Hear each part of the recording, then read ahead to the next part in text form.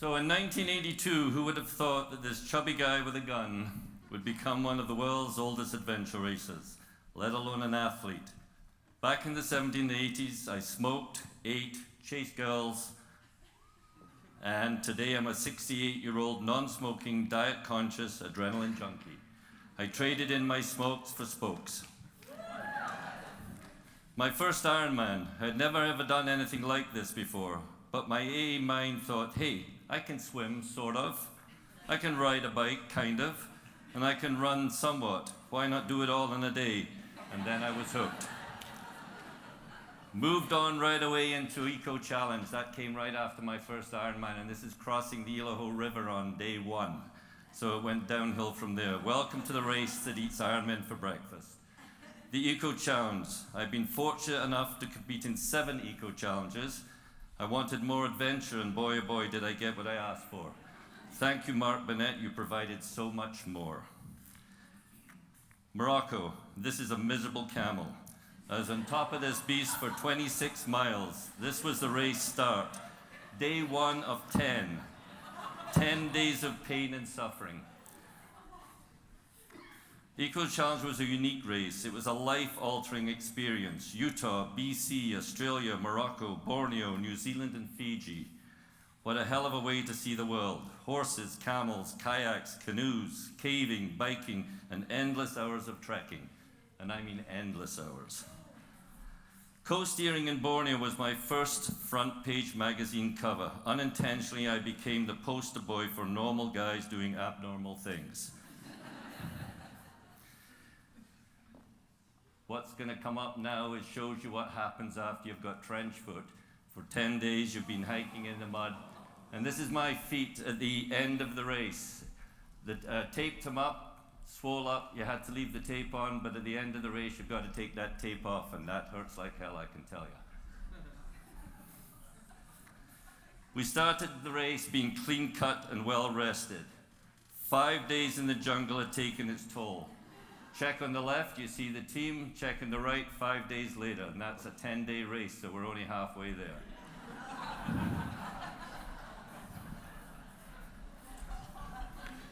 And here we are, 10 days in Borneo at the race finish. Look how handsome we all look, eh? Boy, did we stink. Happy to be done and alive. The camera crew that were following us couldn't even get close enough to take the pictures. We smelled so badly. The hygiene on the race was half a toothbrush. That was it. No toothpaste, half a toothbrush.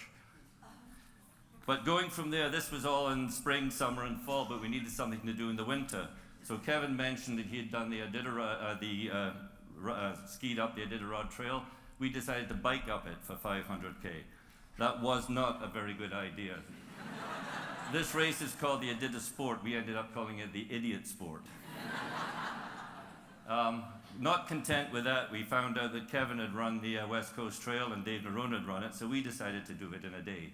So off we went, Alex and I, to run it, and we did quite well, except we forgot to get our passes, and halfway through we got busted.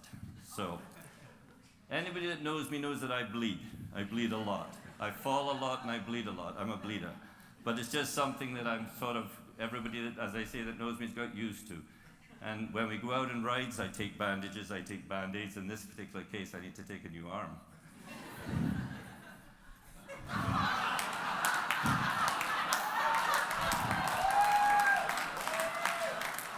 This is 500K into an 1100K mountain bike race in Portugal.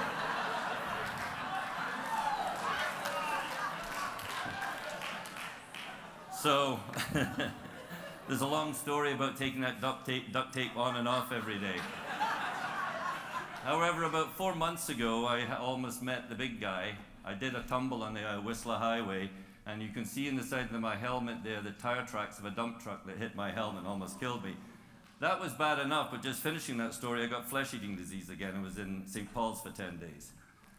But it's not all about racing, and here are my best friends, the Gypsies. We travel the world riding and having fun. This is Peru a couple of years ago. We're at about 12,000 feet, and we're just a great bunch of people that come from the North Shore, and we stick together and travel together. So it's not all about riding and running and racing.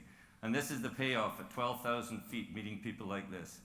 This little girl was just so happy to see us. We rode her on the bike around the playing field.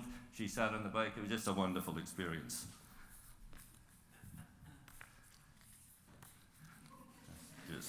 So, not wanting to give back a bit, I was lucky enough to meet Sam Sullivan.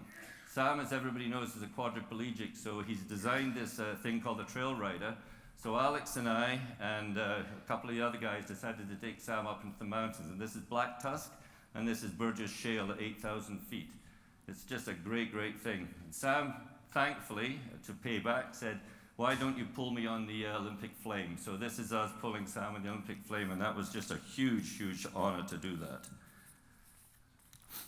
Now, coming up now, you're going to see in my latest adventure. 3 weeks ago, I just finished another crazy race down in California called this. Oh, sorry, jumping ahead here, I apologize.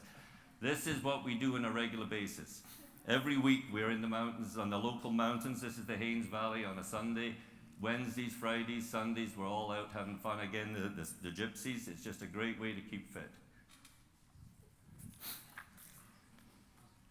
So now this is the Stagecoach 400, which is a 640K mountain bike race in Southern California that just finished 3 weeks ago. It's supposed to be a desert race, but as you can see, that's not much of a desert.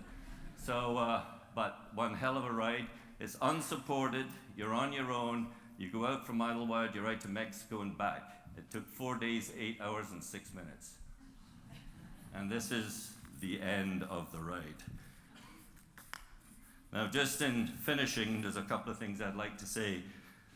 None of my adventures would have been possible without the love and support of my wife, Tina, and our children, Reed and Kaylee. Also my good friends, Rob, Alex, and the Gypsy King himself, who's here tonight, I hope. The closing, I would like to make a special mention about 2 good friends that passed away tragically on the same day while we were on a training expedition. That day we lost 2 great guys and wonderful athletes, Richard Duran and Denis Fontaine. They may be gone, but they're always with us. Thank you very much, everyone.